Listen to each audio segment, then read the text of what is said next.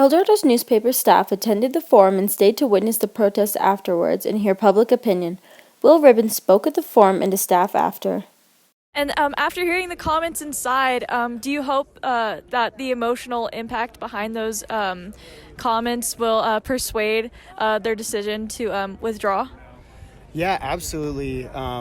Hearing all those perspectives and people's deep connection to the land, I think really should be heard and is probably the most valid point from the people who are actually from there and their ancestors have been there forever.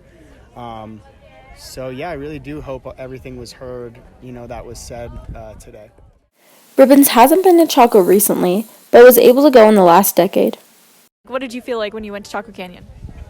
Yeah, it really does feel like when you're there, you're being thrown into the past and thrown into a piece of history and learning about the civilizations or the civilization that was there and, all the different tribes and folks who gathered there.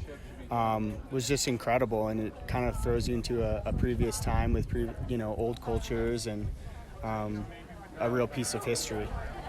Logan Glassnap, another speaker at the forum, is the staff attorney for New Mexico Wild, an organization that has been working to protect Chaco in a bunch of different ways for over a decade. Okay, and how do you feel speaking went today?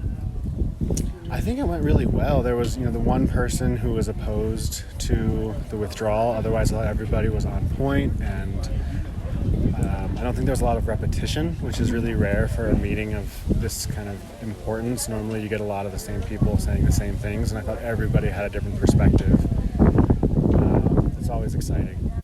The staff noticed there were many emotional responses given, Glassnap being one, recording his young nephew and having him give his reasons of why Chaco was important. Do you think those emotional arguments are going to hold up in the long run, or do you think they're kind of just going to be discarded? That's a good question. I think 2 years ago, I would have said they don't matter. Mm-hmm. I do think under this new administration and the leadership, especially at Interior, that those arguments do hold a lot more water than they used to. And it's also part of, what a lot of us have been calling for a long time of, yes, the law allows for mineral production, but it doesn't require mineral production. I think that is starting to shift in the agency's kind of mind. Glassnap has neither been to Chaco nor lived in New Mexico all his life, but still finds importance in the land. And so how does this affect you personally, and how do you, personally feel about this issue? Yeah, I should say personally, I've never actually been out to Chaco. And it's one of those things that I think a lot of people always point to that as a reason that I shouldn't care. And I think that's a really stupid way to think about the way that we interact with the world.